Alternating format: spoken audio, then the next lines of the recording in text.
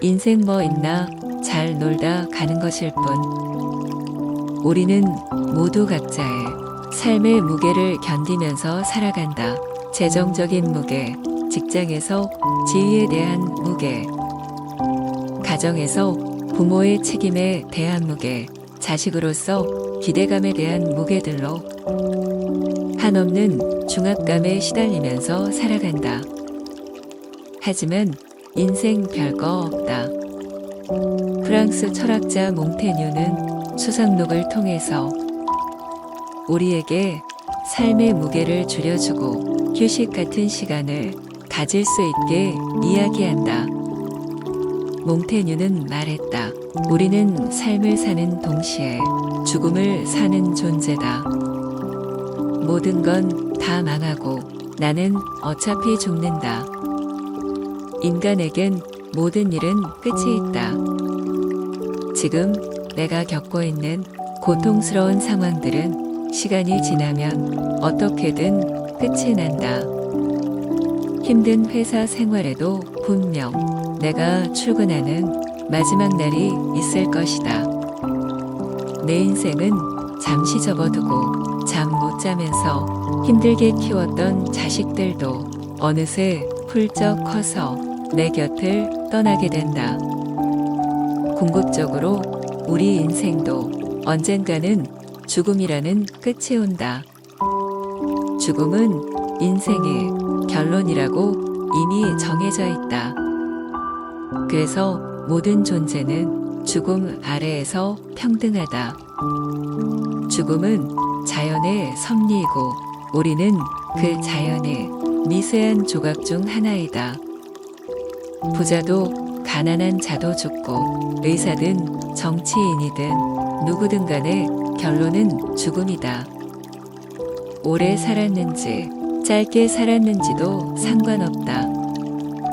죽음 앞에서는 모든 이가 다 똑같다고 몽테뉴는 말했다. 사라지고 난 후에는 길고 짧음이 아무 의미가 없기 때문이다. 사람의 수명이 100년이라면 자연이라는 수십억 년 단위가 시간으로 봤을 때는 지극히 짧은 순간이다. 이러한 자연의 거대한 시간 속에서 인간의 삶에 일어나는 다양한 불행한 일들은 그저 먼지가 날리는 정도의 일이다. 자연의 관점에서 행복하거나 불행한 인생을 나눈다는 것은 큰 의미가 없다. 죽음은 우리가 유한한 존재인 것을 깨닫게 해준다. 우리는 태어나서 삶을 살지만 동시에 죽음으로 한 발씩 다가가게 된다. 죽음을 대하는 태도는 두 가지로 나누어진다. 하나는 내가 죽는다는 것을 완전히 잊고 끝이 정해지지 않은 것처럼 삶을 살아가는 것이다. 다른 하나는 언젠가는 반드시 끝이 있으며 결국 나는 죽는다는 결론을 받아들이고 기억하며 사는 것이다. 몽테뉴는 죽음에서 도망가는 것은 삶에서 도망가는 것이라고 말했다. 그래서 인간은 온전히 죽음이라는 사실을 받아들여야 한다고 강조했다. 죽는 것은 아름다운 자연의 섭리이며 인생의 끝을 받아들이고 직시하는 것이 삶의 진짜 모습을 볼 수 있는 좋은 방법이라고 말했다. 죽음이 가까이 다가오면 우리 삶의 본래 모습이 드러난다. 내가 죽기 직전에 소중하다고 생각하는 것들과 기억들이 나에게 진짜 소중한 것이라는 사실을 깨닫게 될 것이다. 인생에는 우선순위가 있다. 인생에서 내가 무엇을 중요하게 생각하고 무엇을 덜 중요하게 생각하는지에 대해 끊임없이 가치 판단을 하게 된다. 그리고 그것을 통해서 행동하고 인생을 살아간다. 우리가 언젠가는 죽는다는 사실을 직시하고 인생의 우선순위를 다시 한번 정리해보자. 한 호주 여성이 생활비를 벌기 위해 영국에 있는 양로원에서 노인들의 병간호를 했다. 노인들은 죽기 직전에 평생 사는 동안 후회되는 일들을 그녀에게 이야기했다.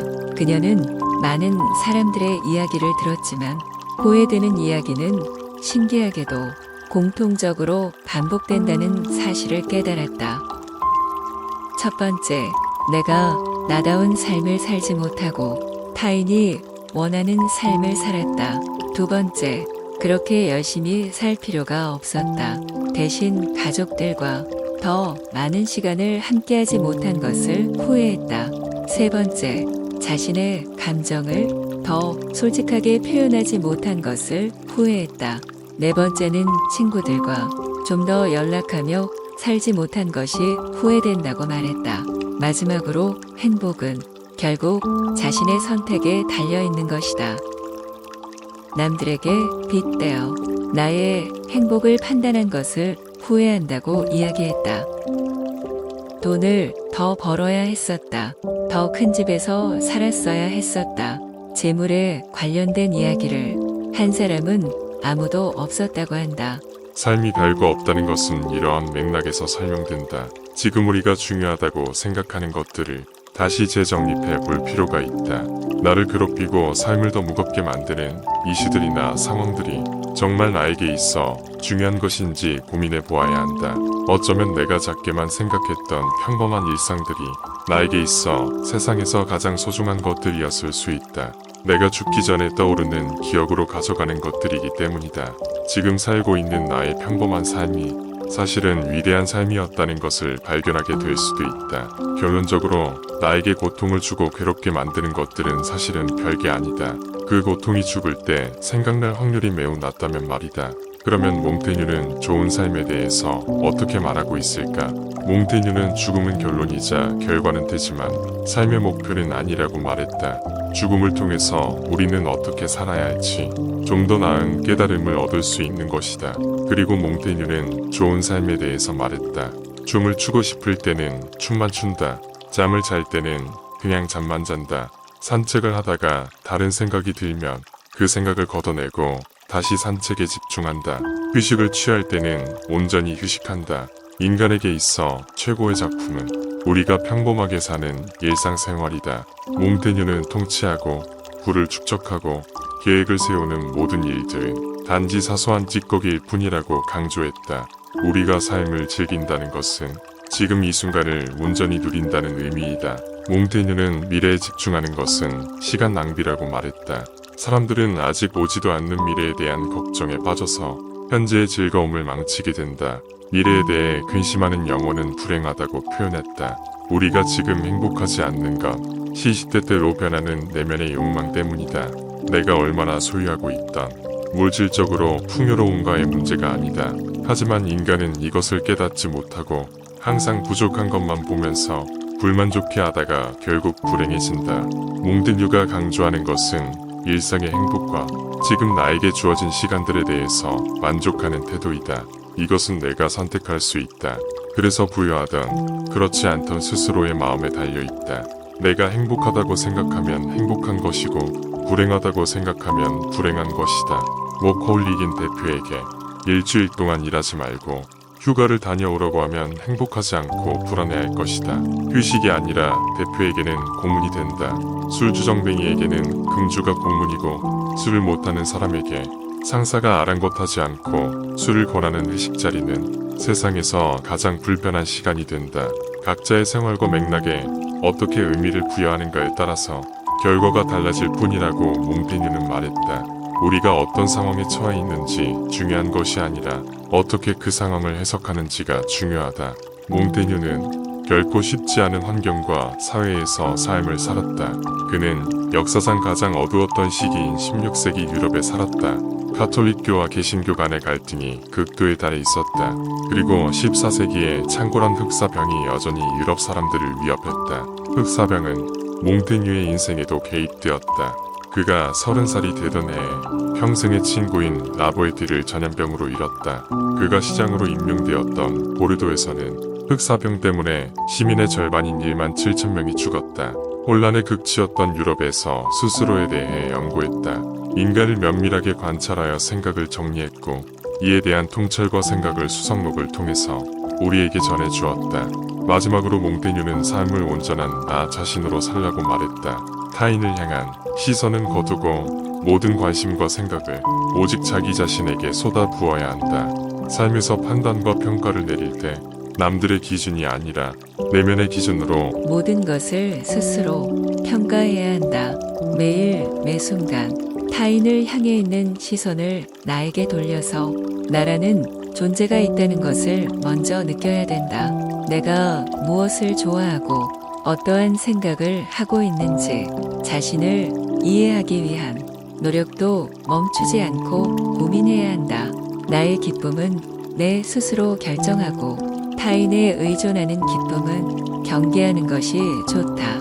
나의 행복을 타인에게 좌지우지 되게 맡긴다면 스스로는 행복해질 수 없다. 내가 바꿀 수 있고 의도할 수 있는 것. 오직 나 자신밖에 없다. 나에게 주어진 시간과 나라는 존재는 오직 스스로에게만 허락된 것이다. 나에게 타인을 위한 삶은 버려야 하는 찌꺼기들이다. 그게 바로 자신을 위한 삶이다. 몽테뉴는 진정으로 나 자신이 되기 위해서는 온전한 나만의 공간과 시간을 갖는 것이 중요하다고 말했다. 직장, 가족, 친구 관계와 같이 나에게 주어진 삶의 의무들에서 잠시 벗어나 보는 것이다. 나를 올가매는 속박과 당연했던 관계에서 잠시라도 떨어지면 지금까지 보지 못했던 나 자신의 참 모습을 보게 될 것이다. 가능하면 1년 중 며칠을 계획하여 홀로 시간을 가져도 좋다.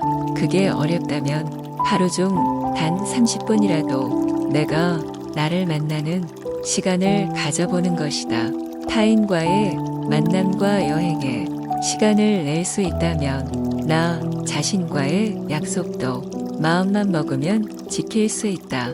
무언가 나를 올가매고 속박하고 있으면 온전한 나를 만나는 것이 쉽지는 않다. 직장에서 중요한 프로젝트를 진행하고 있는 중에는 나의 모든 영혼과 생각은 회사에 머물러 있다. 퇴근 후에도 프로젝트를 이렇게 진행하고 관리해야지, 사람들에게 이렇게 소통해야지 라는 생각들이 문득 떠오른다. 이런 상황에서 나 자신에게 온전한 관심을 주는 것은 매우 어렵다. 그래서 물리적인 요소뿐만이 아니라 정신적으로도 온전하게 분리되어 나에게 집중할 수 있게 환경을 마련해야 한다.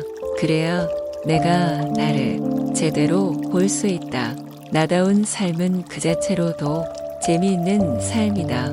나라는 존재는 나와 평생을 함께할 스스로의 동반자이다. 내 안에 스스로의 동반자가 나를 아끼고 나에게 애정을 쏟고 나를 존중한다는 건 모든 사람에게도 인정받지 못하고 비난받는다고 해도 최소한 한 명은 절대적으로 내 편인 동반자를 얻게 되는 것이다. 삶의 결론은 죽음이라는 사실을 직시했을 때 우리는 진정한 현실을 만나게 된다. 죽는다는 사실을 통해서 삶의 진정한 우선순위를 다시 정립할 수 있게 되고 그 과정 속에서 우리를 짓눌렀던 삶의 무게를 가볍게 할 수 있는 깨달음을 얻게 된다. 그 후에는 단지 삶을 즐기면 된다. 살아가고 있는 지금 이 순간을 즐기고 나라는 사람을 최우선으로 하는 스스로의 동반자와 함께 존중하면서 재미있게 살면 된다. 살아있다는 그것만으로 충분해. 인생 별거 있나 잘 놀다 가시게들. 이상 몽테뉴가 쓴 수상록입니다. 시청 감사합니다.